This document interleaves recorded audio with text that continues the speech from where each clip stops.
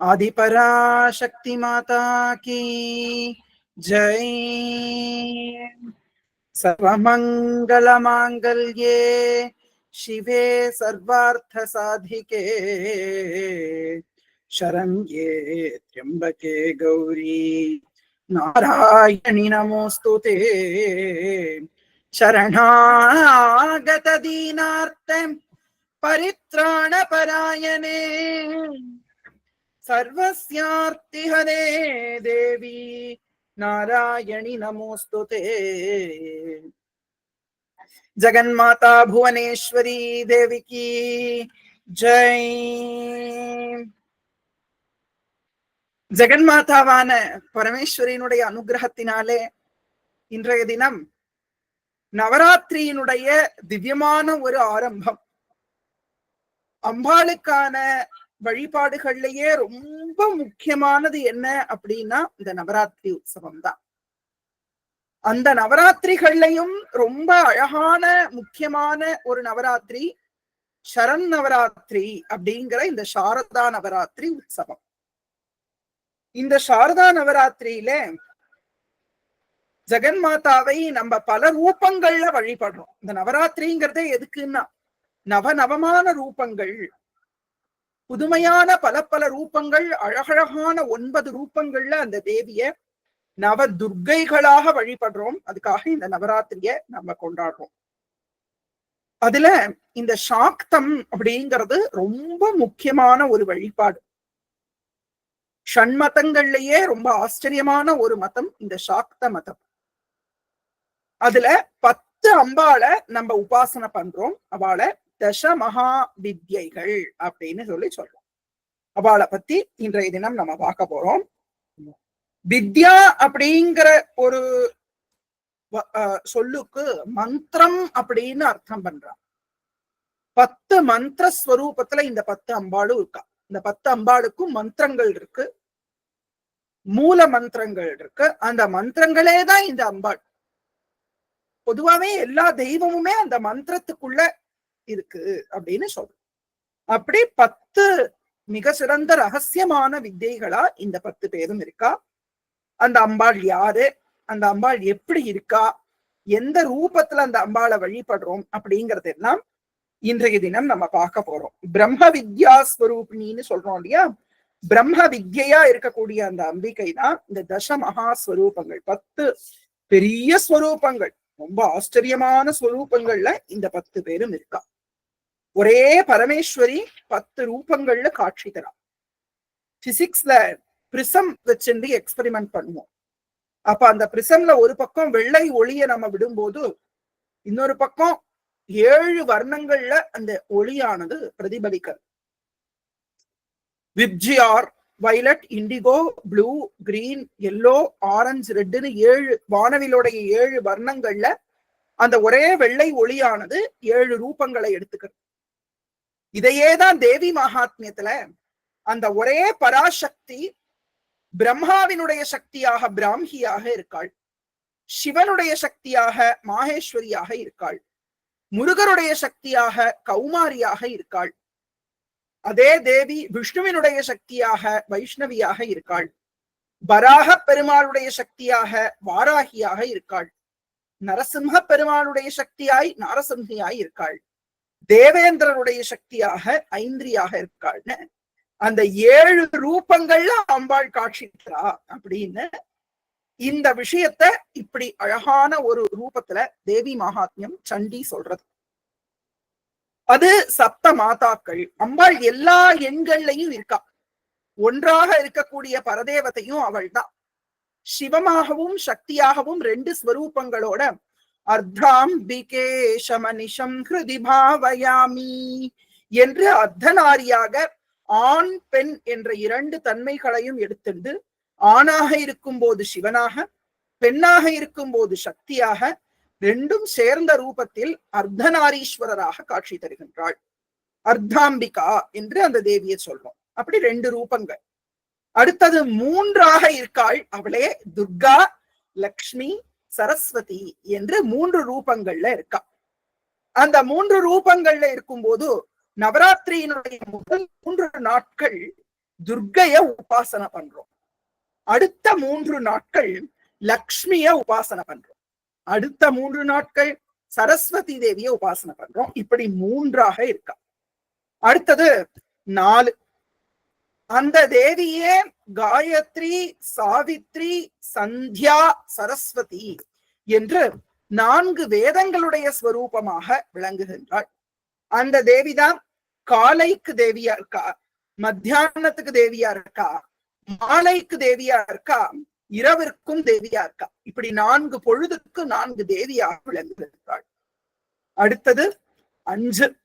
பஞ்சபூதேஷி என்று சொல்வது போல 5 பூதங்களில் அம்பிகையானவள் நிறைந்து நிற்கின்றாள். பஞ்சபூத சிவஸ்தலங்களையும் அந்த அம்பிகை விளங்குகின்றாள். பஞ்சபூத சிவஸ்தலங்கள் என்ன? ஆகாசத்துக்கான ஸ்தலம் சிதம்பரம், அங்கு சிவகாம சுந்தரியாக விளங்குகின்றாள். அடுத்தது ஆகாசத்திலிருந்து வந்தது வாயு. வாயு பூதத்தினுடைய ஸ்தலம் ஸ்ரீ காளஹஸ்தி, அங்க ஞான பூங்கோதையாக விளங்குகின்றாள். ஞான பிரசூனாம்பிகை என்கின்ற நாமத்திலே அம்பிகை விளங்குகின்றாள். அடுத்ததாக வாயுவிலிருந்து வந்தது நெருப்பு. நெருப்பு ஸ்தலம் திருவண்ணாமலை, அந்த இடத்துல அபீத குச்சாம்பிகையாக அம்பிகையானவள் விளங்குகின்றாள். உண்ணாமுலை அம்மையாக விளங்குகின்றாள். அடுத்தது தீயிலிருந்து வந்தது நீர். நீரினுடைய ஸ்தலம் திரு ஆனைக்கா என்னும்படியான திருத்தலம். அந்த திருவானைக்கோவில்ல ஜம்புநாத சுவாமியோடு சேர்ந்து அகிலாண்டேஸ்வரியாக அம்பிகையானவள் விளங்குகின்றாள். அடுத்தது மண்ணுக்கான ஸ்தலம், அது காஞ்சிபுரம் என்கின்ற திருத்தலம். அங்கு ஏகாம்பரநாதராக இறைவன் விளங்க காமாட்சியாக அம்பிகையானவள் விளங்குகின்றாள். இப்படி பஞ்சபூத ஸ்வரூபிணியாகவும் அந்த தேவியே விளங்குகின்றாள். அடுத்தது 6 ஆதார சக்கரங்கள் நம்மளுடைய சரீரத்துல இருக்கு. அதுல ஒவ்வொன்னிலையும் அம்பிகை விசுத்த சக்கர நிலையா ரக்த வர்ணா திரிலோச்சனா கட்வாங்காதி பிரஹரணா பதனைக சமன்விதா அப்படி ஆரம்பிச்சு 6 அம்பாளை பத்தி நம்ம லலிதா சஹஸ்ரநாமம் சொல்றது. அந்த 6 ரூபங்கள்ல காக்கினி, ஹாக்கினி, டாக்கினி முதலான 6 ரூபங்கள்ல 1 தலை, 2 தலை, 3 தலை, 4 தலை, 5 தலை, 6 தலைங்கிற மாதிரி தலைகளோட எண்ணிக்கை அப்படி பெருகின்றே போக அந்த ரூபத்துல 6 ஆதாரங்கள்லையும் அம்பிகை காட்சி தராள் அப்படின்னு பார்த்தோம். அடுத்தது 7க்கு தான் நம்ம முன்னாடியே சொன்னோம். சப்த மாதாக்கள் பிராமி, மகேஸ்வரி, கௌமாரி, வைஷ்ணவி, வாராகி, நாரசிம்ஹி, ஐந்திரி அப்படின்னு 7 பேராகவும் 8 திக்குகளையும் அம்பிகை விளங்குகின்றாள். 8 திக்குகளையும் விளங்குறாள். அது தேவி கவச்சம் அப்படிங்கிற பாகத்துல ரொம்ப விஸ்தாரமா ஒவ்வொரு எந்தெந்த தேவத்தை, திக்தேவத்தை, அக்னி இருந்தா அக்னியினுடைய தேவியாக அம்பிகை ஆக்னேயி என்கின்ற நாமத்தில் இருக்கா. நிருதி திக்குலையும் இருக்கா. வருணனுக்கு வாருணியா இருக்கா, குபேரனுக்கு கௌபேரியா இருக்கா, ஈசானனுக்கு ஈசானியா இருக்கா. இப்படி 8 திக்குகளையும் அம்பாள் காப்பாத்துறா. அப்படி அஷ்டலக்ஷ்மிகளா இருக்கா. அஷ்டலக்ஷ்மியினுடைய வைபவத்தையும் நம்ம எல்லாரும் கேட்க போறோம் தொடர்ந்து நவராத்திரியோட சத்சங்கங்கள்ல. அப்படி அஷ்டலக்ஷ்மிகளா இருக்கா. 9 நவதுர்க்கைகளா இருக்கா. சைலபுத்ரி, பிரம்மச்சாரிணி, சந்திரகண்டா, கூஷ்மாண்டா, ஸ்கந்தமாதா, அதுக்கப்புறமா காத்தியாயனி, மகாகௌரி, சித்திதாத்ரி, காளராத்திரி முதலான 9 துர்க்கைகளாக அம்பிகை காட்சி தரார். இப்ப 1லிருந்து 9 வரைக்கும் பார்த்தாச்சு. இப்போ 10வது தச மகா வித்யைகள் அப்படிங்கிறது இன்றைய தலைப்பு. அந்த 10 ரூபங்கள் பொதுவா மகாவிஷ்ணுவுக்கு 10 ரூபங்கள் நம்ம சொல்றோம். தச அவதாரங்கள் அப்படின்னு சொல்றோம். மத்ஸ்ய கூர்ம வராஹா, மத்ஸ்ய கூர்ம வராஹா மனுஷ்ய சிம்ஹ வாமன, மத்ஸ்ய கூர்ம வராஹா மனுஷ்ய சிம்ஹ வாமன, மத்ஸ்ய கூர்ம வராஹ மனுஷ்ய சிம்ஹ வாமன. பெருமாள் மத்ஸ்ய கூர்ம வராக நரசிம்ஹ வாமன பரசுராம, ராம, பலராம, கிருஷ்ண, கல்கி என்ற 10 அவதாரங்களை எம்பெருமான் பண்றார். அது திரும்ப திரும்ப திரும்ப இந்த அவதாரங்களை எல்லாம் தர்ம சம்ரக்ஷணத்துக்காக எம்பெருமான் பண்றதாக பகவானே சொல்றார் கீதையில. அப்ப சொல்றார் எத்தனையோ ரூபங்கள், எத்தனை அவதாரங்கள். ஏச்ச ராம ராம ராம இத புத்தி கலிபி ஆச்ச கூர்ம வராம மோஷ சிம்ஹவாம நன்னு காவு கேசவ நாராயண மாதவ நன்னு காவு கேசவ நாராயಣ ಮಾಧವ ಮನ್ನಿಂತು ಗೋವಿಂದ ವಿಷ್ಣು ಮಧುಸೂದನ ಶ್ರೀಧರ ಸನ್ನಿಧುಂಸಿ ಕೃಷಿಕೇಶ ಸಾರಗು ಪದ್ಮ ನಾಭಾಮ ಮಚ ಕೂರ್ಮ ವರಾಹ ಮನುಷ್ಯ ಸಿಂಹವಾಮ ಏಚ ರಾಮ ರಾಮ ರಾಮ ಇತ ಬುದ್ಧಿ ಕಲ್ಕಿ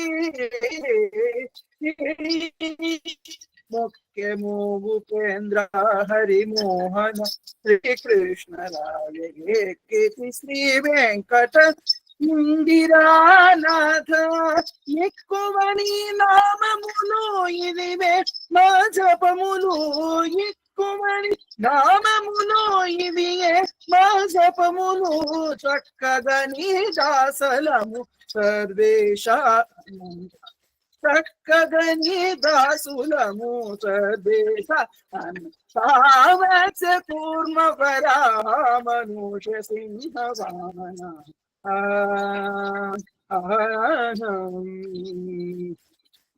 அன்னமாச்சாரியார் இந்த கீர்த்தனையில 10 அவதாரங்களை பண்ணின பெருமாளை பத்தி சொல்றார்.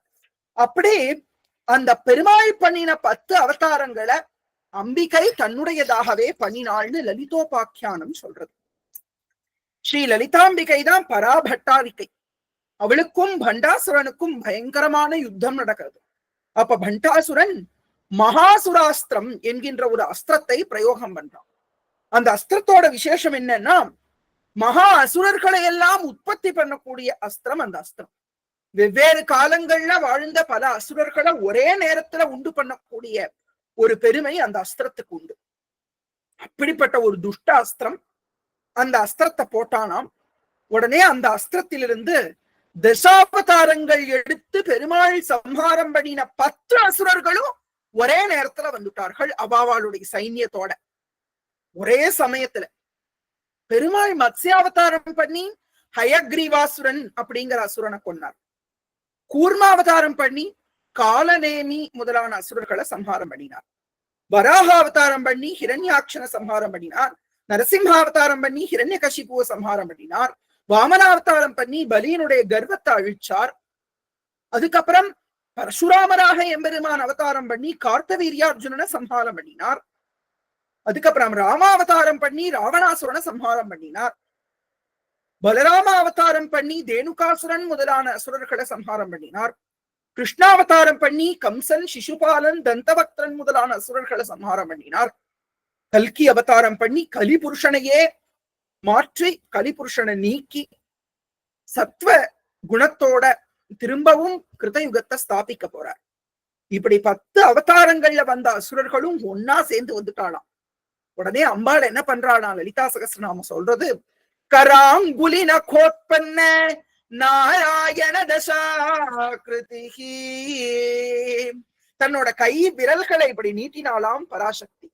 அந்த 10 விரல்கள்ல இருந்தும் இந்த 10 மகாவித்யைகள் தோன்றினார்கள். இவா 10 பேருமே தச அவதாரங்களுடைய ஸ்வரூபமா விளங்கக்கூடியவர்கள். சிருஷ்டியினுடைய தெய்வமாகவும் ஜலத்தினுடைய தெய்வமாகவும் ரக்ஷணையினுடைய தெய்வமாகவும்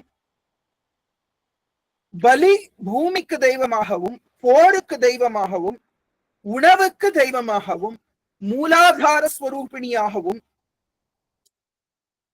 சிந்திக்கக்கூடிய சக்தியின் தெய்வமாகவும் கலையினுடைய தெய்வமாகவும் செழிப்பினுடைய தெய்வமாகவும் அம்பிகையானவள் விளங்குகின்றாள் இந்த 10 ரூபங்கள்ல. அப்படியாய் 10 தேவிகள் தோன்றுகிறார்கள். அந்த 10 வித்யைகளை தசமகா வித்யைகள்னு சொல்றோம். முண்டமாலா தந்திரம் அப்படின்னு ஒரு தந்திர சாஸ்திர கிரந்தம் இருக்கு. அந்த கிரந்தத்துல எந்தெந்த மகாவித்யை எந்தெந்த அவதாரத்துடைய ஸ்வரூபம்னு சொல்றா. அதை நம்ம கடைசியா பார்ப்போம். அதை பார்த்து பூர்த்தி பண்ணுவோம். இப்ப முதல்ல அந்த 10 வித்யைகளுடைய தர்சனத்தையும் நம்ம ரூபத்தை, அந்த அம்பாளுடைய ரூபத்தை நம்ம பார்த்து, அந்த தேவி எப்படி இருக்கா அப்படிங்கிறத பார்த்து, அந்த தேவியினுடைய தத்துவத்தை நம்ம பார்த்து, அந்த தேவியினுடைய ஸ்வரூபம் நமக்கு என்ன சொல்றது அப்படிங்கிற விஷயத்தையும் நம்ம பார்க்க போறோம். அடியனுக்கு பின்னாடி இருக்கிற சித்திரத்துல அந்த 10 தேவிகளும் இருக்கா. அதுல இருக்கிறதுனால மறைஞ்சு இருக்கும் சில ரூபங்கள். அதனால தனித்தனியா அந்த ரூபங்கள் எல்லாம் நம்ம இப்ப பார்க்க போறோம். நீங்க இப்ப பார்க்கக்கூடிய காளி தேவி தான் 10 மகாவித்யில மொதோ மகாவித்யா விளங்குபவள் இந்த காளி மகாவித்யா. இந்த தேவியானவள் ஆச்சரியமான ஒரு ரூபத்தை எடுத்துட்டு இருக்கா. ரொம்ப அற்புதமான ஒரு ரூபம். கருமையான திருமேனி, கையில கட்வாங்கம் அப்படின்னு சொல்லும்படியான ஒரு வழியில வாழ வச்சுட்டு இருக்கா. இன்னொரு கையில அசுரனுடைய தலைய வெட்டி அதை கையில வச்சுட்டு இருக்கா. ஒரு கையில அபய முத்திரை காண்பிக்கிறா, ஒரு கையில வரத முத்திரை காண்பிக்கிறா. அந்த அபயமும் வரதமும் ஒரு கைகள்ல, கட்வாங்கமும் அசுரனுடைய சிரமும் இன்னொரு கையில, அப்புறம் தன்னுடைய நாக்க வெளியில தொங்க விட்டு கோரமான ரூபிணியாய் ஆனாலும் சாந்த ஸ்வரூபிணியாய் 3 திருக்கண்கள் கொண்டவளாய் தேவியானவள் விளங்குகின்றாள். 51 தலைகள் சிரஸ் அதை வெட்டி அந்த 51ஐயும் தன்னுடைய கழுத்தில மாலையாக போட்டுருக்காள். அப்புறம் அசுரர்களுடைய கை கால்களையே வெட்டி அதையே தன்னுடைய உத்தியானமாக போட்டுருக்காள். மிக நீண்ட கூந்தலை உடையவளாக இருக்காள். சிவபெருமானுடைய மார்பிலே பாதம் பதித்தவளாக இருக்கா. சில ரூபங்கள்ல ஒரு நரன் மேல நிக்கிற மாதிரி, இப்ப நீங்க பாக்குற ரூபத்துல மனுஷன் மேல நிக்கிற மாதிரி இருக்கு. ஆனா சிவன் மேல நிக்கிற மாதிரியும் அந்த தேவியை நம்ம பார்க்கிறோம். இப்படி ஒரு ரூபத்துல காளியானவள் சந்திரசூடையாக நெற்றியில் சந்திரனை வச்சின்றவளாக அந்த தேவி காட்சிக்கிறாள். வேற எந்த வஸ்திரங்களும் அணிஞ்சுக்காம திகழ்ச்சியே ஆடையாக உடையவளை அந்த திருநாமம் குறிக்கிறது. இந்த காளி தேவி யார் அப்படின்னா, இப்பவே நம்ம பார்த்துன்னு வந்துருவோம். இந்த அவதாரங்களை சேர்த்தே பார்த்துன்னு வந்துருவோம். ஸ்ரீ கிருஷ்ண அவதாரமும் இந்த காளியும் ஒண்ணு. 2 பேருக்கும் ஒரே பீஜ மந்திரம். பகவான் ஸ்ரீ கிருஷ்ணனே தான் இந்த காளி. கிருஷ்ணன் எந்த அளவுக்கு ஒரு சௌலபியமான தெய்வமோ அது மாதிரி இந்த காளியும் சௌலபியமான தெய்வம். ஸ்ரீ ராமகிருஷ்ண பரமஹம்சருக்கு கண்ணெதிரே காட்சி கொடுத்து அவரோடு கைகோர்த்து விளையாடினாள் இந்த காளி தேவி. ஸ்ரீ ராமகிருஷ்ண பரமஹம்சர் கொடுத்த அமுதத்தை தான் உண்டு அவருக்கும் ஊட்டினாள் இந்த பரதேவத்தை. பேசப்பட்ட பரம ஆனந்த ஸ்வரூபிணி, பரம ஆஹ்லாத ஸ்வரூபிணி, ஆனந்தமயி அப்படின்னு சொல்றார். கருணாமயி அப்படிங்கிறார் காளிய பார்த்து. ராமகிருஷ்ண பரமஹம்சர் அப்படி கொண்டாடுறார் இந்த சியாமா தேவிய. அப்பேற்பட்ட இந்த காளி தேவி அவிழ்ந்த கேசங்களோடு இந்த தேவியானவள் இருக்கா. பத்ரகாளி அப்படின்னு சொல்றோம். அந்த பராசக்திய எல்லா வித்யைகளுக்கும் மூல ஸ்வரூபிணியா இந்த காளி தான் இருக்கா. எல்லா வித்யைகளோடையும் மொத்த ரூபமே இந்த காளி தான். ரொம்ப கருணையே வடிவமானவள், துஷ்ட பயங்கரி, துஷ்டர்களுக்கு பயத்தை கொடுப்பவள், சிஷ்டஜன ரக்ஷிணி, சிஷ்டர்களுக்கெல்லாம் பக்தர்களுக்கெல்லாம் ரக்ஷையை பண்ணக்கூடியவள், பகவான் ஸ்ரீ கிருஷ்ணனுடைய ஸ்வரூபமாக இருக்கக்கூடியவள். கருமை, கண்ணனும் கரிய மேனியோடு விளங்குகின்றான், காளியும் கரிய மேனியோடு விளங்குகின்றான். சிவந்த நிறத்தில ரொம்பவும் பிரியமுடையவள். சிவந்த நிறத்துல இருக்கிற புஷ்பங்கள்ல ரொம்பவும் ஆசை உடையவள் இந்த காளிகா தேவி. அந்த தேவியான காளியை துர்வாசர், அதுக்கப்புறமா விஸ்வாமித்ரர் ஆகிய மகர்ஷிகள்லாம் ரொம்பவும் கொண்டாடி இருக்கா இந்த காளி தேவிய. காளியில எத்தனை விதங்கள் அப்படின்னு சொல்றா. சமோகன தந்திரம் அப்படிங்கிற ஒரு தந்திரத்துல சொல்றா. ஸ்பர்ஷமணி காளி, சிந்தாமணி காளி, சித்தி காளி, வித்யாராஜ்ஞி காளி, காமகலா காளி, ஹம்ச காளி, குஹ்ய காளி அப்படிங்கிற 7 விதமான காளிகளை பத்தி சொல்றார். ராமகிருஷ்ணரே பல விதமான காளியினுடைய ரூபங்களை சொல்றார். இந்த காளி தேவி ரொம்ப ஆச்சரியமான ஒரு திருவுருவத்துல காட்சி தருகின்றாள். நம்மளுடைய தேகத்துல அநாகதம் அப்படிங்கிற சக்கரத்துல இந்த காளி தேவியானவள் நம்ம தேகத்திலேயே வாசம் பண்ணுகின்றாள். அழகான ஒரு ரூபம் இந்த காளியினுடையது. காளி தேவிய பத்தி நிறைய ஸ்தோத்திரங்கள் இருக்கு. சஹஸ்ரநாம ஸ்தோத்திரமே இருக்கு காளி தேவிக்கு.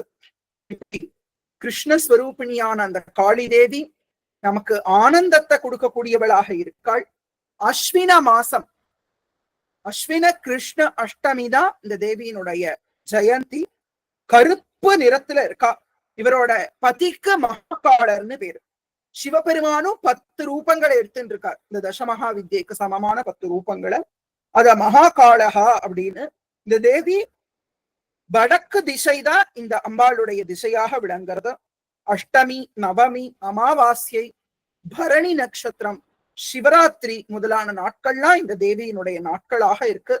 இந்த தேவியை யாரெல்லாம் உபாசனை பண்றாளோ அவளுக்கு பெரிய அனுகிரகத்தை பண்ணக்கூடியவள், பரமானுபூதியை கொடுக்கக்கூடியவள், மனசுல தைரியத்தை கொடுக்கக்கூடியவள், வாக் சித்தியை கொடுக்கக்கூடியவள், ஞானத்தை கொடுக்கக்கூடியவள், முக்தியையும் கொடுக்கக்கூடியவள் இந்த காளிகா தேவி. இவள் தான் முதல் வித்யை. இப்போ 2வது வித்யையை பார்க்க போறோம். இந்த முதல் வித்யை காளிகா தேவி, 2வது வித்யை தாரா என்கின்ற தேவி. இந்த தேவி தான் 2வது வித்யை.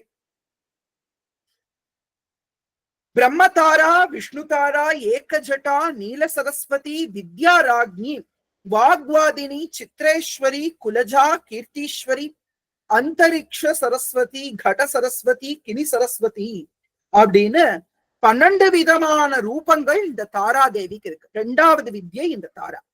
இந்த தாரா தேவியும் காளி மாதிரியே ஒரு ரூபத்துலதான் இருக்கா. ஆனா கொஞ்சம் வித்தியாசங்கள் நிறைய இருக்கு. அது பார்த்தேன்னா தெரியும். இந்த தேவி தன்னோட தலையில நாகத்தையே ஒரு பூஷணமா போட்டு இருக்கா. சந்திரனை சூடிக்கொண்டிருக்காள். கண்கள் அகல திறந்து வச்சுட்டு இருக்கா. பற்கள் அப்படி நர நர நரன்னு கடிச்சுட்டு இருக்கா. நாக யஜ்ஞோபவீதினி என்று சொல்லும்படியாக பாம்பையே தன்னுடைய பூனலாக போட்டு இருக்கா. எல்லா பூஷணங்களாகவும் பாம்பையே போட்டு இருக்கா. காளி தேவி முண்டங்கள மாலையா முண்ட மாலான்னா அதாவது அந்த எலும்பு கூட மாலையா போட்டு இருந்தா. ஆனா தாரா தேவியோ மனுஷ தலைகளையே மாலையா போட்டு இருக்கா. அப்புறம் இந்த தேவி நீலோத்பல புஷ்பம், கபாலம், காளி வச்சுட்டு இருந்த மாதிரியே ஒரு கட்வாங்கம், அதுக்கப்புறம் ஒரு கத்திரிக்கோள், கர்த்தரி, இது எல்லாத்தையும் 4 கைகள்ல வச்சுட்டு இருக்கா. புலித்தோலை இடுப்புல கட்டின்னு இருக்கா சிவபெருமான மாதிரி. இவளும் ஒரு சவத்தின் மேலே ஏறி நிற்பவளாக விளங்குகின்றாள். இந்த தேவி ராமபிரானுடைய ஸ்வரூபமாக விளங்குகின்றாள். இவள்தான் தாரக மந்திரம் அப்படின்னு ராமநாமத்தை சொல்றோமே, அந்த தாரக ஸ்வரூபிணியா இருக்கிறதுனால இந்த தேவிக்கு தாரா என்று பேர். கடத்துபவள், நம்மளை எல்லாத்தையும் அந்த மோட்சத்துக்கு கடத்தி கூட்டிட்டு போறா இல்லையா இங்க இருந்து, அதனால இவளுக்கு தாரா என்று பேர். சைத்திர சுக்ல நவமியில திருவவதாரம் பண்ணினாள் இந்த தேவி. ஆகாசத்துல வாசம் பண்ணக்கூடியவளா இருக்கா இந்த தேவி. புலித்தோலும் யானை தோலும் போட்டு இருக்கா. கருங்குவளை அதாவது நீலோத்பலம் அந்த புஷ்பத்தை கையில வச்சுட்டு இருக்கா. ரொம்ப ஆச்சரியமான ஒரு வெள்ளை நிறம். காளி தேவியோ கருப்பா இருக்கா. இந்த தாரா தேவி வெள்ளை நிறத்துல இருக்கா. பகவான் ஸ்ரீ விஷ்ணுவினுடைய அவதாரங்கள்ல ராமபிரான் தான் இந்த தாரா தேவியா இருக்கா. தாரா ராமஹா அப்படின்னு ராமநாமமே நம்மளை எல்லாத்தையும் கை தேற்றி மோட்சத்தை கொடுக்கக்கூடிய மந்திரம் ஸ்ரீ ராமநாமம் தான். அந்த ராமநாமத்தை சொன்னாலே நமக்கு எல்லா விதமான அனுகிரகமும் கிடைக்கும்.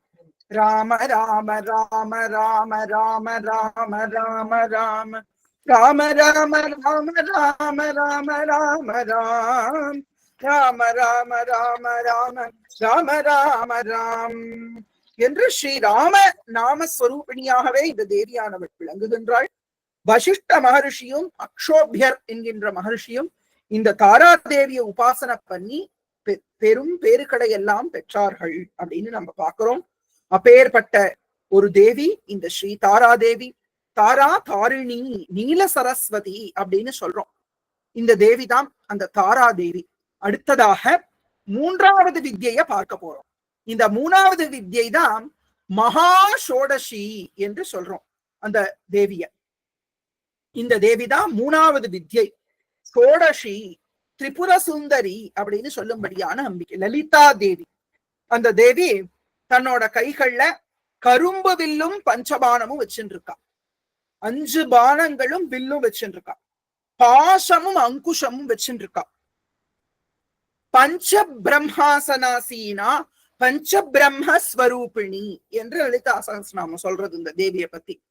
சிருஷ்டி கர்த்ரி பிரம்ம ரூபா கோத்ரி கோவிந்த ரூபிணி சம்ஹாரிணி ருத்ர ரூபா திரோதான கரீஸ்வரி சதாசிவானுகிரகதா பஞ்சகிருத்திய பராயணா என்று லலிதா சகஸ்ரநாமம் இந்த அம்பாளை பத்தி சொல்றது. 5 காரியங்களையும் பண்ணக்கூடியவள். 5 காரியங்கள் என்ன? படைத்தல், காத்தல், அழித்தல், அருளல், மறைத்தல்ங்கிற 5ஐயும் பண்ணக்கூடியவள். அந்த 5ஐயும் பண்ணக்கூடிய பிரம்மதேவன், மகாவிஷ்ணு, ஈசானன், ருத்ரன், சதாசிவன் ஆகிய 5 பேரையுமே தன்னுடைய ஆசனமாக வச்சிருக்கார். இந்த தேவி இருக்கக்கூடிய சிந்தாமணி கிரகத்தில் 4 கட்டில் கால்களாக பிரம்மாவும் விஷ்ணுவும் ருத்ரனும் ஈசானனும் இருக்க, சதாசிவனே மேல அந்த கட்டிலினுடைய மெத்தையாக இருக்க, அந்த மெத்த மேல உட்கார்ந்து இருக்காளாம் இந்த தேவி. ரமாவாணி நிசேவிதாம். ஒரு பக்கம் மகாலட்சுமியும் ஒரு பக்கம் சரஸ்வதி தேவியும் நின்று கொண்டு சச்சாமர ரமாவாணி சவ்யதக்ஷிண சேவிதாயை நமஹா என்று சொல்லும்படியாக சிம்மாசனத்துல மகா சிம்மாசனத்துல இருக்கின்றாள். மார்கழி மாசம் பௌர்ணமி தான் இந்த தேவியினுடைய அவதார திதி. இந்த தேவியானவள் ஜயது ஜயது கர்வா ஷோடசி வேதஹஸ்தா ஜயது ஜயது தாத்ரி தர்மினி தாத்ரு சாந்திஹி ஜயது ஜயது வாணி பிரம்மணா பிரம்மவந்தியாம் ஜயது ஜயது துர்கா தாரிணி தேவசத்ரோஹோ என்று ஷோடசி கல்யாணி ஹிருதயம் என்கிற தோற்றத்துல சொல்றா. இந்த தேவியானவள் ரொம்ப ஆச்சரியமாக இருக்கிறவள். கலியுகத்தில் கண் கண்ட இந்த சக்தி. அதனாலேயே இந்த தேவி கல்கி அப்படின்னு கல்கி அவதாரத்தினுடைய ஸ்வரூபம் இந்த அம்பிகை.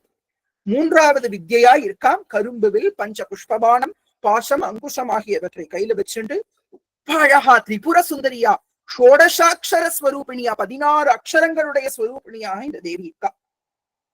ஸ்ரீபுரம் அப்படிங்கக்கூடிய ரொம்ப ஆச்சரியமான சிந்தாமணி என்னும் மணியினாலேயே பண்ணப்பட்ட அந்த இல்லத்திலே எழுந்தருளி இருக்கிறவள்.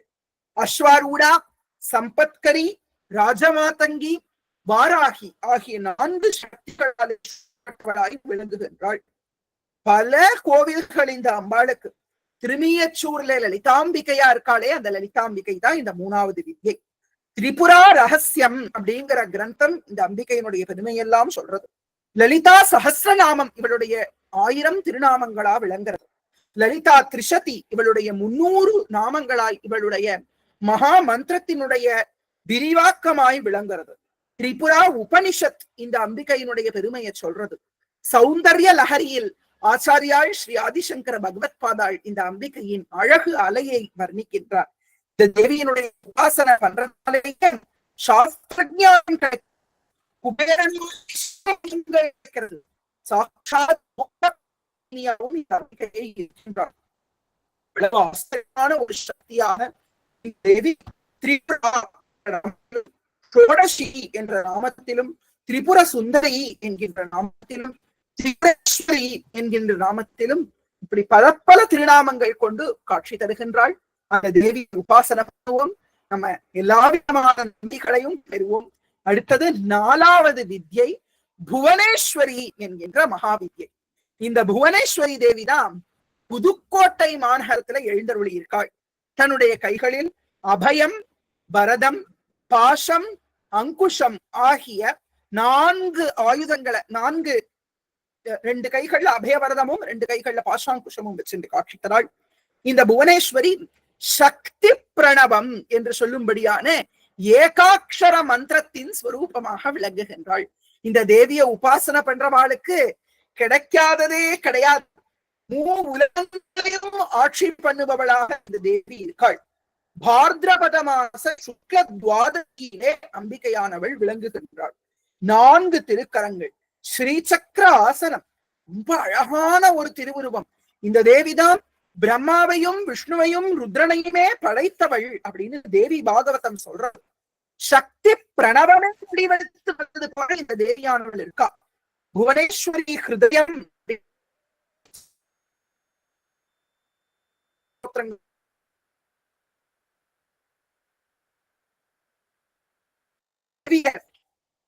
வராகருடைய ரூபமாக நம்ம உபாசனை பண்றோம். தசாவதாரங்கள்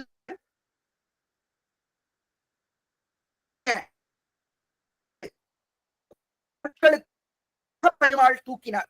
அந்த இந்த பூமி பிராட்டி பூமாதேவியினுடைய ஸ்வரூபிணியான புகத்துக்கு ஆதாரமாக இருக்கக்கூடிய, பூமிக்கு ஆதாரமாக, புவனத்துக்கு ஈஸ்வரியா இருக்கக்கூடிய இந்த புவனேஸ்வரி தேவியா இருக்கா. அஷ்டமியும் தசியும் இந்த புவனேஸ்வரிக்கு வந்த ஒரு திதிகள். இந்த தேவியத்துக்கு விளங்குகின்றாள். தேவி பாகவதத்துக்கு திலக்கமாக விளங்குகின்றாள். பிரபஞ்சசார தந்திரம் அப்படிங்கிற கிரந்தமும் திரிபுரா உபனிஷத்தும் இந்த தேவியினுடைய பெருமையை சொல்றது. தட்சிணாமூர்த்தி சம்ஹிதா, சாரதா திலகம், தேவி பாகவதம் தந்திரம் முதலான பல கிரந்தங்கள் இந்த புவனேஸ்வரி அம்பிகையினுடைய பெருமையை சொல்றது. மணித்வீபத்துல வாசம் பண்றா அந்த தேவி, ஸ்ரீபுரத்துல வாசம் பண்ணி, எல்லாம் ஒரே அம்பாள் தான், ஆனா பல ரூபங்கள்ல இருக்காங்கிறத நம்ம புரிஞ்சுக்கணும். செம்மையான திரு ரூபம், செம் பட்டாடை அணிஞ்சுன்னு இருக்கா இந்த தேவி. திரையம்பகர் அப்படிங்கக்கூடிய சிவபெருமானோடு விளங்குகின்றாள் அப்படின்னு சொல்லி இந்த புவனேஸ்வரி தேவியை பத்தி பார்க்கிறோம். பொதுவா நமக்கு எல்லாருக்கும் தெரிஞ்ச தமிழகத்துல நம்ம பார்க்கக்கூடிய அம்பாள் எல்லாம் ஒன்னா ராஜராஜேஸ்வரியான ஷோடசியினுடைய ரூபத்துல காட்சி தருவா, இல்லாட்டா இந்த புவனேஸ்வரியினுடைய ரூபத்துல அம்பிகையானவள் காட்சி தருவா. இந்த ரூபங்கள் நம்மளுடைய தமிழகத்துல உபாசனையில ரொம்ப ஜாஸ்தி பிரசித்தமா இருக்கக்கூடிய 2 ரூபங்கள். 4வது வித்யான புவனேஸ்வரியும், மூன்றாவது வித்யா இருக்கக்கூடிய இந்த ஷோடசி அப்படிங்கிற தேவியும். அடுத்தது 5வது அம்பிகை திரிபுர பைரவி என்கின்ற தேவி. இந்த திரிபுர பைரவி எப்படி இருக்கா? பீகரமான ஸ்வரூபம், பயங்கரமான ஸ்வரூபம், ஆனாலும் சாந்த ரூபம். தன்னுடைய தலையில பிறை சந்திரனை வச்சுட்டு இருக்கா. 3 திருக்கண்கள், முண்டமாலை தரிச்சுட்டு இருக்கா. ஒரு கை அபயம், ஒரு கை பரதம், ஒரு கையிலே ஜபமாலை, இன்னொரு கையிலே புஸ்தகம் அப்படின்னு இந்த திரிபுர பைரவி என்கின்ற தேவியானவள் விளங்குகின்றாள். அந்தகாசுர சம்ஹாரம் பண்ணும் போது சிவபெருமானுக்கு சகாயம் பண்ணினவள் இந்த திரிபுர பைரவி அப்படின்னு.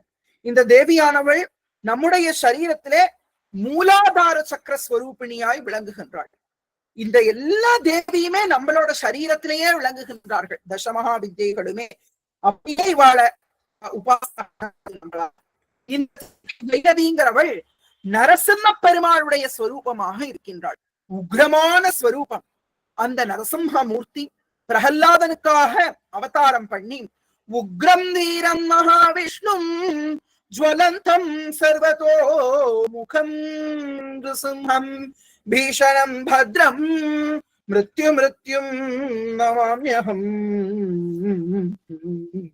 என்னும்படியாக அந்த நரசிம்மமூர்த்தியினுடைய ரூபத்திலே இந்த தேவியானவள் காட்சி தராள். திரிபுர பைரவி. மாக மாசம், மாசி மாசம், மக நட்சத்திரம், பௌர்ணமி அன்னைக்கு இந்த தேவியானவள் திருவவதாரம் பண்ணினதா சொல்றோம். செந்நிற மலர்களும் சிவந்த பட்டாடையும் அணிந்து கொண்டு கால பைரவர், திரிபுர பைரவர் என்கின்ற நாமத்தில் இருக்கக்கூடிய சிவபெருமானின் பத்னியாக இந்த தேவியானவள் விளங்குகின்றாள். இந்த தேவிய பல நாமங்கள், அகோரா, மகாபைரவி, லலிதா பைரவி, ரக்தநேத்ரா, ஷட்கூட்டா முதலான நாமங்கள்ல இந்த தேவிய உபாசனை பண்றோம். வாராகி தந்திரத்திலையும் சித்தேஸ்வரி தந்திரத்திலையும் மந்திர மகார்ணவத்திலையும் இந்த அம்பிகையை பத்தி சொல்றா. ரொம்ப அழகான ஒரு ரூபம். பூமியையே தன்னுடைய வாசஸ்தலமாக கொண்டவர், யோகாசனத்துல இப்பேற்பட்ட அம்பிகை புரா பைரவி என்கின்ற விளங்குகின்றார். இவள் 5வது மகாவித்யை. அடுத்தது 6வது மகாவித்யை. பார்க்கவே ரொம்ப ஆச்சரியமான ரூபத்தையும் அதி அற்புதமான ஒரு ரூபத்தில் காட்சி தராள். இந்த மாதிரி ஒரு ரூபத்தை எங்கேயும் பார்க்காது. சின்னமஸ்தா என்கின்ற தேவி 6வது வித்யை. சதாசிவ பிரம்மேந்திராள் முதலான மகான்கள்லாம் இந்த தேவியை உபாசனை பண்ணியிருக்கிறதா சொல்லுவா. பெரிய மகான்களுக்கெல்லாம் அனுகிரகம் பண்ணின தேவி இந்த சின்னமஸ்தா. மஸ்த அப்படிங்கிற சப்தத்துக்கு தலைன்னு அர்த்தம். மஸ்தகம்னா தலை, சின்னம்னா அறுக்கிறது. தன்னுடைய தலைய தானே அறுத்து கையில வச்சுன்னு இருக்கா. இன்னொரு கையில பெரிய வாழ் வச்சுன்னு இருக்கா. 2 பக்கமும் டாகினி வாரிணின்னு சொல்லும்படியான 2 அம்பிகைகள் அம்பாளுடைய தலையிலிருந்து பெருகி வரக்கூடிய அந்த ரத்த தாரையை பருகும் வண்ணம் இருக்கிறார்கள். இது என்னத்தை குறிக்கிறது அப்படின்னா, நம்மளுடைய உடல்ல 3 நாடிகள் இருக்கு. இடா, பிங்களா, சுஷும்னா என்று 3 நாடிகள் இருக்கு. அந்த இடா அப்படிங்கிறது இடது பக்கம், பிங்களா அப்படிங்கிறது வலது பக்கம், சுஷும்ங்கிறது நடுவுல இருக்கு. இப்படி 3 நாடிகள் இருக்கு. அதுல இடா பக்கத்துல இருக்கிறத டாகினியும் பிங்களா பக்கத்துல இருக்கிறத வாரிணியும் குடிக்கிறா. அந்த அமிர்த தாரை நமக்கு இருக்கிறது ரத்தம். நம்மளோட உடம்ப குத்தினா வர்றது சாதாரண ரத்தம். ஆனா அம்பிகையினுடைய இது நம்மள மாதிரி ஒரு லௌகிக்கமான விஷயம் கிடையாது. அது அமிர்தம். அந்த அமிர்தத்தை கொடுக்கிறா. இது என்ன தத்துவம் அப்படின்னா, அம்பிகை பவானிங்கிற நாமத்துல காட்சி கொடுத்தாளாம். அப்ப இந்த 2 தோழிகளும், டாக்கினி வர்ணினிங்கிற 2 தோழிகளும் அம்பாள் கூட இருந்தா. அந்த சமயத்துல அம்பாள் ஸ்நானம் பண்ணிட்டு இருந்தாள். வெளியில வந்துட்டார்களாம் இந்த சகிகள். வெளியில வந்துட்டு அம்பாளை கூப்பிடுறான். எனக்கு பசிக்கிறதுமா, எனக்கு ஏதாவது கொடு அப்படின்னு கேட்கிறா. அம்பாள் ரொம்ப நேரம் ஸ்நானம் பண்ணிட்டே இருந்துட்டு இவா சொல்றத கேட்காம கடைசியில வெளியில வந்துட்டு பசியினால துடித்தார்களாம். அப்போ அம்பாள் என்ன பண்ணினாலாம், தன்னுடைய சிரத்தையே வெட்டி அந்த குழந்தைகளுக்கு ரத்தமாகிய அமிர்தத்தையே கொடுத்தாள் அப்படின்னு இந்த தேவியினுடைய சரித்திரம் சொல்லப்படுறது. இது மகா யோக ஸ்வரூபிணியா இருக்கா. ரகசியமான தேவியாக விளங்குகின்றாள். மன்மதனும் ரதியும் சம்போக நிலையில கீழே கிடக்க அவளை மிதிச்சுண்டு இந்த தேவியானவள் விளங்குகின்றாள். பரசுராம அவதாரத்தினுடைய தேவியாக இவள் விளங்குகின்றாள். பரசுராம அவதாரத்துல எப்படி பகவான் தன்னுடைய தாயாரான ரேணுகா தேவியை சிரச்சேதம் பண்ணினாரோ, அது மாதிரி இந்த தேவியானவள் தன்னுடைய சிரத்தையே சேதனம் பண்ணி கொண்டு இந்த தேவியானவள் காட்சி தருகின்றாள். ரொம்ப ஆச்சரியமான தேவி. நீலோத்பல புஷ்பம் தன்னுடையதாக வச்சிருக்காள். வெளிர்த்த நிறம், அந்த ஸ்நானம் பண்ணிட்டு வெளியில வந்ததுனால அப்படி உடம்பு ஊறி வெளிர் நிறத்துல விளங்குகின்றாள். 6வது வித்யாக இருக்கின்றாள். வைசாக்க மாசம் சுக்ல சதுர்தசி இந்த தேவியினுடைய ஜெயந்தியா இருக்கிறது. வாருணியோடும் டாகினியோடும் இந்த தேவி இருக்காள். பரசுராம ஸ்வரூபிணியாக இருக்காள். அதாவது நம்ம ஊர்கள்ல வழிபடக்கூடிய மாரியம்மனே இந்த சின்னமஸ்தாவினுடைய ஸ்வரூபம் தான். ஸ்ரீ வித்யார்ணவ தந்திரம், மந்திர மகார்ணவம் முதலான கிரந்தங்கள்ல எல்லாம் இந்த தேவியினுடைய மகிமை சொல்லப்படுறது. கபந்தர் அப்படிங்கக்கூடிய சிவபெருமானோடு கூடியவளாக இந்த தேவியானவள் விளங்குகின்றாள். அப்பேற்பட்ட பராசக்தியான சின்னமஸ்தா மகாவித்யாவை போற்றி பணிந்து, அடுத்ததாக 7வது வித்யா, இந்த சின்னமஸ்தா 6வதா இருக்கிறதுனாலதான் அவளுக்கு ஷஷ்டின்னு பேரு. 7வது வித்யா தூமாவதி என்கின்ற தேவி. இந்த தேவியும் வித்தியாசமான ஒரு ரூபத்துல காட்சி தருகின்றாள். ரொம்ப வயசான ஒரு கோலம், ஒரு வைதவியத்தோட இருக்கா. வைதவியம்னா ஆத்துக்காரர் போனதுக்கு அப்புறம் இருக்கக்கூடிய நிலை, விதவையா இருக்கா. அந்த கோலத்துல காட்சி தருகின்றாள். காக்கையே கொடியில இருக்கு, காக்கையே மேல வாகனத்திலையும் இருக்கு. 7வது வித்யை ஜேஷ்ட சுக்ல அஷ்டமி இந்த தேவியினுடைய திதியா இருக்கு. திருவவதார ஜெயந்தியா இருக்கு, ஜெயந்தி திதியா இருக்கு. கருமை வண்ணத்துல இருக்கா, கருப்பான ரூபத்துல இருக்கா. தென்கிழக்கு தேவியாக இருக்கா. தன்னோட கையில முரமும் துடைப்பமும் வச்சுட்டு இருக்கா. அபய கரத்தை காமிச்சுட்டு இருக்கா இந்த தேவியானவள். மயானத்துல வாசம் பண்றவளாக இருக்கா. வாரணாசியிலையும் பீகார்லையும் கவுஹாத்திலையும் இந்த தேவிக்கு பல ரூபங்கள் காணப்படுறது. இந்த தேவியானவள் முண்டமாலா தந்திரத்துல சொல்றான், இந்த தூமாவதி வாமனாவதாரத்தினுடைய ஸ்வரூபம். வாமனமூர்த்தி எப்படி சின்ன ரூபமா வந்தாலோ அப்படி கூணி குறுகி இப்படி குறுகி உட்கார்ந்து இருக்காள் இந்த தூமாவதி தேவி. தூமாவதி கல்பம் அப்படின்னே ஒரு கிரந்தம் இருக்கு. சாக்த பிரமோதம் அப்படின்னு ஒரு கிரந்தம். குஹ்யாதி குஹ்ய தந்திரம், முண்டமாலா தந்திரம், இந்த தந்திரங்கள் எல்லாம் இந்த தூமாவதியினுடைய வித்யானது சொல்லப்படுறது. ரொம்ப ஆச்சரியமான ஒரு தேவி. பெரிய கஷ்டங்கள், சங்கடங்கள், வியாதிகள் எல்லாத்தையும் போக்கக்கூடியவள். துஷ்டர்களை எல்லாம் சமணம் பண்ணக்கூடியவள். இஷ்ட சித்திகளை எல்லாம் கொடுக்கக்கூடியவள். தக்ஷ யஜ்ஞம் விநாசமானப்போ அந்த புகையிலிருந்து வந்தவள் தான் இந்த தூமாவதி தேவி. இந்த தூமாவதி சிவபெருமான் தூம ரூபராக இருக்கார். சிவபெருமான் அவரும் அந்த சிவமகாபுராணத்துல சிவபெருமானோட 100 அவதாரங்களை பத்தி சதருத்ர சம்ஹிதாங்கிற சம்ஹிதையில சொல்லும் போது இதெல்லாம் சொல்றா. இந்த 10 சிவனுடைய நாமத்தையும் சொல்றா. அப்படி தூமாவதி தேவியானவர் விளங்குறாள். அடுத்ததாக 8வது மகாவித்யை பத்தி பார்க்க போறோம். 8வது மகாவித்யா பகலாமுகி என்கின்ற தேவி. மந்திரஸ்வரூபமான ஒரு பெரிய மணி மண்டபம். அந்த மண்டபத்துல எழுந்தருளி இருக்கா. மஞ்சள் வர்ணத்துல புடவை கட்டின்னு இருக்கா. அதனால பீதாம்பரி அப்படின்னு பேரு இந்த அம்பாளுக்கு. உயர தூக்கி பிடிச்சுண்டு கதாயுதத்தை வச்சுட்டு இருக்காள் ஒரு கையில. கீழே அசுரனுடைய நாக்க பிடிச்சு இழுத்து அவனை எட்டி உதச்சுட்டு அவன் மேல ஏறி உட்கார்ந்து இருக்காள் அந்த தேவி. அந்த தேவிக்குத்தான் பகலாமுகி அப்படின்னு பேரு. நம்மளுடைய ஃபேஸ் இருக்கு இல்லையா, அந்த ஃபேஸ்ல இந்திரயோனின்னு சொல்றோம். கண், காது, மூக்கு, நாக்கு, இதுக்கு நடுவுல இருக்கக்கூடிய இந்த பிரதேசத்துல திருத்தீய நேத்திரம், 3வது கண்ணோட தொடர்புடைய இந்த சமயத்துல இந்த ஒரு இடத்துல சமயா வித்யாங்கிற இந்த தேவியானவள் இருக்கா. இந்த தேவி எல்லாத்தையும் ஸ்தம்பனம் பண்ணக்கூடியவள், எல்லாத்தையும் நிறுத்தக்கூடிய ஒரு ஆற்றல் உடையவள். கூர்மாவதார ஸ்வரூபிணியா இந்த தேவி இருக்கா. கூர்மாவதாரமே எல்லாத்தையும் அடக்கக்கூடிய ஒரு அவதாரம். ஒருமையுள் ஆமை போல் 5 எழுமையும் ஏமாப்புடைத்து என்று சொல்றார் திருவள்ளுவர்.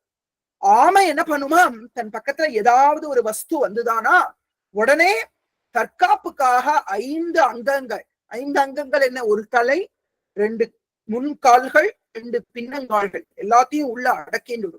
அது மாதிரி நம்ம 5 புலன்களையும் அடக்க வேண்டும்னு சொல்றார் திருவள்ளுவர். கண், காது, மூக்கு, நாக்கு, தோல் ஆகிய 5 புலன்களையும் ஆமையை போல நம்ம அடக்க வேண்டும் அப்படின்னு சொல்றார். அது மாதிரி இந்த பகலாமுகி தேவியானவள் விளங்குகின்றாள். இந்த பகலாமுகி கூர்மாவதாரத்தோடு தொடர்பு படுத்தப்படுறா. முண்டமாலா தந்திரத்துல வைசாக்க மாச சுக்ல அஷ்டமி இந்த தேவியினுடைய அவதார ஜெயந்தி திதியாக சொல்லப்படுறது. மஞ்சள் நிற ஆடை, மஞ்சள் நிற பூக்கள், மஞ்சள் நிறத்திலேயே அம்பிகை இருக்கா. இந்த எதிரியான துஷ்டனுடைய நாக்கு அப்படி பிடிச்சு இழுத்துன்னு இருக்கிறவளாக இந்த தேவி இருக்கா. தேவியினுடைய தியான ஸ்லோகத்துல சொல்றான், கம்பீராம் சமதோன்மதாம் மதோன்மத்தாம் தப்த காஞ்சன சன்னிபாம் சதுர்புஜாம் திரிநயனாம் கலாசன சமாஸ்திதாம் பீதாம்பரதராம் சாந்திர திருடபீன பயோதராம் ஹேம குண்டல சம்பூஷாம் பீதச்சந்திரார்தசேகராம் பீதபூஷண சம்பூஷாம் ஸ்வர்ண சிம்ஹாசனஸ்திதாம் ஊர்த்வகேஷ ஜட்டாஜூட்டாம் கராள வதனாம்புஜாம் பிருகுட்டி பீஷணானனாம் சம்பகாரண்ய ரூபிணீம் மாமே பாஷாங்குஷௌ சக்திம் தஸ்யாதஸ்தாத்வரம் சுபம் தக்ஷிணே கிரமதோ வஜ்ரம் ததா ஜிஹ்வாபயானி ச என்று சொல்றார். இந்த தேவி துஷ்டர்களை சம்ஹாரம் பண்ணக்கூடியவள், காமக்ரோதாதிகளை எல்லாம் அழிப்பவள், நல்ல பதவியையும் ஆரோக்கியத்தையும் கொடுக்கக்கூடியவள், லோகத்தையே அடக்கக்கூடிய சக்தி உடையவள் இந்த பகலாமுகி என்கின்ற மகாவித்யை. அடுத்தது 9வது மகாவித்யை பத்தி பாக்குறோம். இந்த தேவிக்கு பேரு மாதங்கி என்று பேரு, ராஜமாதங்கி அப்படின்னு சொல்றோம். அந்த தேவியானவள் நம்ம பல ரூபங்கள் இருக்கு மாதங்கிங்கிற மகாவித்யாவுக்கு. இந்த மகாவித்யாவினுடைய ரூபம் 4 திருக்கரங்கள், ஒரு கையிலே கட்வாங்கம், இன்னொரு கையிலே கேடயம், இன்னொரு கையிலே அங்குஷம் பாசம் ஆகிய 4 ஆயுதங்களையும் வச்சுண்டு மதங்க மகர்ஷியினுடைய குழந்தையாக கிளிய கையில வச்சுண்டு கிளியினுடைய சங்கீதத்தை கேட்பவளாக மரகதஷ்யாமாம் மாதங்கி மதசாலினி குர்யா கடாட்சம் கல்யாணே கதம்ப வனவாசினி என்னும்படியாய் விசுத்தி சக்கரத்திலே வாசம் பண்ணுபவளாய் இந்த தேவியானவள் விளங்குகின்றாள். சாதகர்கள் வேண்டியது எல்லாத்தையும் கொடுக்கக்கூடியவள். சங்கீத ஞானத்தை ரொம்பவும் போற்றக்கூடியவள். சங்கீத ஞானத்தின் ஸ்வரூபிணியாய் விளங்கக்கூடியவள். மாதங்கி ஹிருதயம் அப்படிங்கிற கிரந்தம் இந்த தேவியினுடைய மகிமையை சொல்றது. நமஸ்தே மாதங்கி மிருதுமுதித தன்வே தனுமதாம் பரஸ்ரேயோதாய கமல சரண தியான மனசாம் சதா சம்சேவ்யாய சதசே விபுதைர் திவ்ய திஷணைஹ தயார்த்ராயை தேவ்யை துரித தளனோ அதண்ட மனசே. மாதங்கி சஹஸ்ரநாம ஸ்தோத்திரம், இதுல 1000 திருநாமங்கள் இந்த தேவிக்கு சொல்லப்படுறது. இந்த மாதங்கி தேவி பலராம ஸ்வரூபிணியாக விளங்குகின்றாள், மதோன்மத்தையாக விளங்குகின்றாள். பலராமரும் அதே ரூபத்துல இருக்கிறதுனால இந்த சொல்லப்படுறது. ஸ்ரீபுரத்துல இருக்கக்கூடிய கதம்ப வனத்துல இந்த தேவியானவள் வாசம் பண்ணுகின்றாள். மீனாட்சியாக மதுரையிலே விளங்குபவளும் இதே மாதங்கி ராஜமாதங்கி தேவிதான். வைசாக்க மாச சுக்ல திருத்தியை இந்த தேவியினுடைய அவதார திதியாக விளங்குறதும். கிளியும் நாகணவாய்ப்புள் என்று சொல்லும்படியான மைனாவையும் 2 கைகள்ல வச்சுருக்காள். கிளி பச்சை வர்ணத்துல இருக்காள். சிவந்த ஆடையை பட்டாடையை உடுத்தி கொண்டிருக்காள். கதம்பவனத்துல இருக்கா. மதங்கர் அப்படிங்கிற மகர்ஷிக்கு மகளாக வந்து அவதாரம் பண்ணினவள். மதங்கர்ங்கிற நாமத்தில் இருக்கிற சிவபெருமான் இவருடைய தேவ பிரபுவாக விளங்குகின்றாள். ஹசந்தி ஷியாமலாம், சுகஷியாமலாம், சாரிகா ஷியாமலாம், வீணா ஷியாமலாம், வேணு ஷியாமலாம், லகு ஷியாமலா ஆகிய தேவிகள்லாம் இந்த தேவியினுடைய அங்க தேவதைகளா இருக்கா. தேவியினுடைய நாமங்கள் சங்கீத யோகினி, ஷியாமா, ஷியாமலாம், மந்திரிணி, மந்திரநாயிகா, சச்சிவோஷானி, பிரதானேஷி, சுகப்பிரியா, வீணாவதி, வைணிகி, முத்ரிணி, பிரியக பிரியா, நீபப்பிரியா, கதம்பேஷி, கதம்ப வனவாசினி முதலான நாமங்கள்லாம் இந்த தேவியினுடைய நாமங்கள் தான். எல்லாத்தையும் வசப்படுத்தக்கூடியவள். உலகத்தையுமே வசம் பண்ண அனுகிரகம் பண்றாள் இந்த மாதங்கி. சங்கீத ஞானத்தை கொடுக்கிறா. வாக் வினோதினியா, வாக் விலாசத்தை கொடுக்கிறா. காளிதாசர் இந்த ஷாமலா தண்டகம் அப்படிங்கிற ஒரு கிரந்தத்தை அருளித்தான் பெரிய ஒரு ஞானத்தை பெற்றார். மாதா மரகவிஷ்யாமா மாதங்கி மதசாலினி அந்த ஸ்லோகம்லாம் காளிதாசருடைய ஷாமலா தண்டகத்துல வருது. ரொம்ப ஆச்சரியமா சொல்லி இந்த தேவியைத்தான் கொண்டாடுறார். அதுக்கப்புறமா இந்த 9 வித்யைகளை பார்த்தோம். 10வது வித்யை கமலாத்மிகா அப்படிங்கக்கூடிய மகா வித்யை. கமலா என்றும் கமலாத்மிகா என்றும் இந்த தேவியை சொல்றோம். அழகான தாமரை பூவிலே அமர்ந்திருக்கின்றாள் தேவி. 2 கைகளில் தாமரை மலர்கள், 2 கைகளில் அபய வரதங்கள், சுற்றி 4 திக்கிலும் 4 வெள்ளை யானைகள் அமிர்தத்தாலேயே இந்த தேவிக்கு அபிஷேகம் பண்றது. அப்படி அமிர்தத்திலே ஸ்நானம் பண்ணுபவளாக, அமிர்த தாரையிலே நனைபவளாக 9 நிதிகள், நவநிதிகளுக்கும் தேவியாக இந்த தேவியானவள் விளங்குகின்றாள். மார்கழி மாசம் கிருஷ்ணபக்ஷ, அதாவது அமாவாசை, அந்த அமாவாசை தான் மார்கழியில வரக்கூடிய அமாவாசை தான் இந்த கமலாதேவியினுடைய திதியாக விளங்குறது. மகாலட்சுமியாகவே இவள் விளங்குகின்றாள். வேதாந்த தேசிகர் ஸ்ரீஸ்துதி என்றும் ஸ்ரீ கூரத்தாழ்வான் ஸ்ரீஸ்தவம் என்றும் போற்றக்கூடிய அந்த தேவி இந்த லோகத்துக்கெல்லாம் காரணமான நாராயணன், ஸ்ரீமன் நாராயணனுடைய முகத்தை பார்த்தே எல்லா காரியத்தையும் அம்பாவோட இந்த மகாலட்சுமியோட முகத்தை பார்த்துதான் எல்லா காரியத்தையும் நாராயணன் பண்றார். அதனால அந்த மகாலட்சுமிய ஸ்தோத்திரம் பண்ணுங்கோ என்று ஸ்ரீஸ்தவத்துல சொல்றார் புறத்தாழ்வார். அப்படி கமலாத்மிகான்னு அஷ்டதள கமலம், 8 தளங்கள் உள்ள கமலத்துல 8 இதழ்கள் உள்ள தாமரையில நடுநாயக்கமாய் அம்பிகையானவள் அமர்ந்திருக்கிறாள். ஸ்ரீ அப்படிங்கிற அக்ஷரஸ்வரூபிணியாக விளங்குகின்றாள் இந்த தேவி.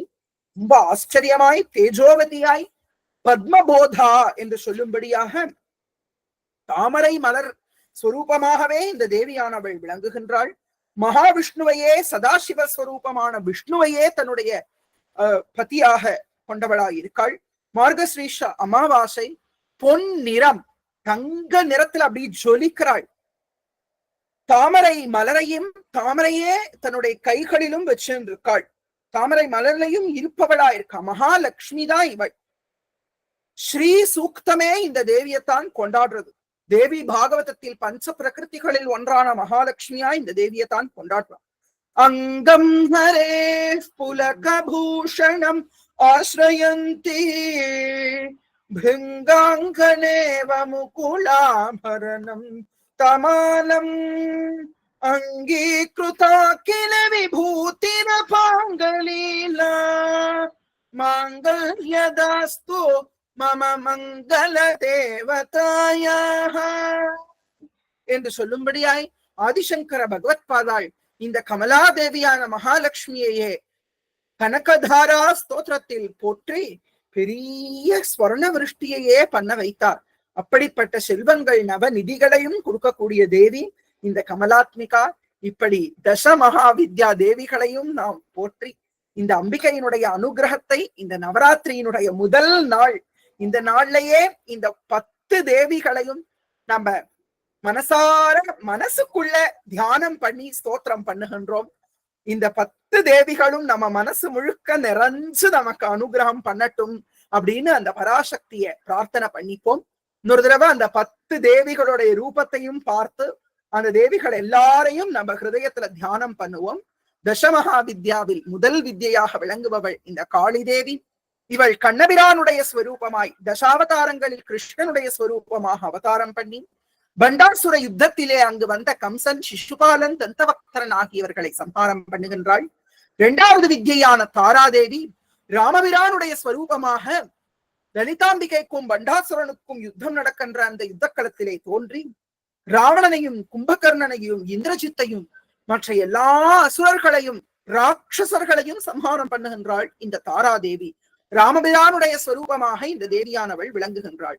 3வது வித்யான இந்த ஷோடசி கலிபுருஷனையே அடக்கக்கூடிய கலியுக தெய்வமாய் கல்கியினுடைய ஸ்வரூபமாக திருவவதாரம் பண்ணுகின்றாள். 4வது தேவியான இந்த புவனேஸ்வரி வராக பெருமாளுடைய அவதாரமாய், புவனம் அப்படின்னா உலகம், உலகத்துக்கு ஈஸ்வரனாய் இருப்பவர் வராகர். வராகருடைய ஸ்வரூபம் இந்த புவனேஸ்வரி. ஹிரண்யாட்சனை சம்ஹாரம் பண்ணுகின்றாள்.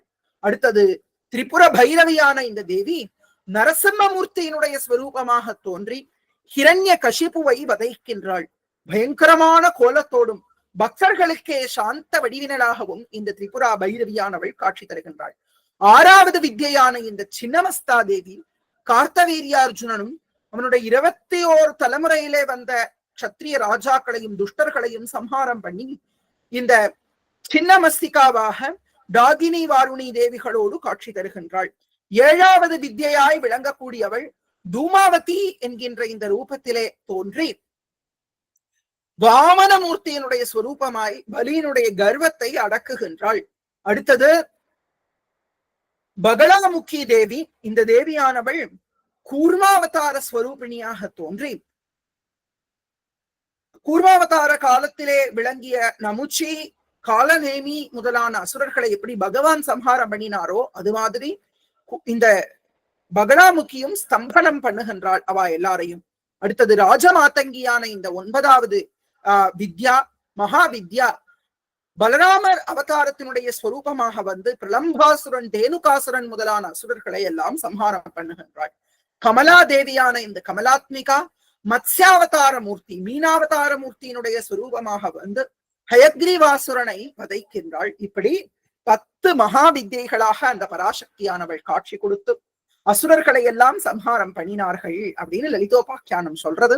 இந்த லலிதோபாக்கியானம் சொல்லி இன்னைக்கு நம்ம இந்த NSM உடைய ஒரு நவராத்திரி சத் சங்கத்துல முதல் நாள்ல தச மகா வித்யைகள் யார் யாரு அப்படிங்கிறத பத்தின ஒரு ஒரு இன்ட்ரோடக்ஷன் தான் இன்னைக்கு நம்ம பார்த்திருக்கோம். எத்தனையோ விஷயங்கள் இருக்கு தசமகா வித்யா, பெரிய ரகசியங்கள். இது எதுவுமே எல்லாமே பப்ளிக்கா எல்லாருக்கும் இந்த தேவிகளை பத்தி நமக்கு தெரியறதும் கிடையாது. பப்ளிக்கா சொல்ற இந்த 10 அம்பாளை பத்தியும். அதனாலதான் அழியனும் எந்த ஒரு மந்திர விஷயமுமே இன்னைக்கு சொல்லல. அந்த தேவியினுடைய ரூப லட்சணம் எப்படி இருக்கா அந்த அம்பாள் அப்படிங்கிற அந்த ரூப லட்சணத்தை மட்டும் இன்றைய தினம் நம்ம பார்த்தோம். மேல நம்ம எல்லாரும் ஒவ்வொரு நாளும் இந்த நவராத்திரியில அம்பாளுடைய அனுகிரகத்தை நம்ம எல்லாரும் பெற வேண்டும். தேவிய பல ரூபங்கள் நவதுர்கைகளாகவும் தசமகா வித்யைகளாகவும் அந்த பராசக்தியை கொண்டாடி நம்ம எல்லாரும் இந்த நவராத்திரியினுடைய ஆரம்பம் இன்னைக்கு ரொம்ப அமோகமா அமைஞ்சிருக்கு இல்லையா? அம்பாள் தசமகா வித்யைகளா நம்மளோட ஹிருதயத்துல நிறைஞ்சு நின்று இருக்கா. அந்த காளியும் தாராதேவியும் ஷோடசியும் புவனேஸ்வரியும் திரிபுர பைரவியும் சின்னமஸ்தாவும் ராஜமாதங்கியும் தூமாவதியும் கமலாத்மிகாவும் நமக்கு ஆனந்தமாய் ஒரு நவராத்திரியை கொடுக்கட்டும் என்று சொல்லி அந்த பராசக்தியினுடைய திருப்பாத கமலங்களில் எல்லாத்தையும் சமர்ப்பணம் பண்ணுகின்றோம். சரணாகத தீனார்த்த பரித்ராண பராயணே சர்வஸ்யார்த்தி ஹரே தேவி நாராயணி நமோஸ்துதே. ஆதிபராசக்தி மாதா கி ஜெய். दश महाविद्या देवी की जय. राधे कृष्णा. எல்லாருக்கும் நமஸ்காரம். ராம் ராம்.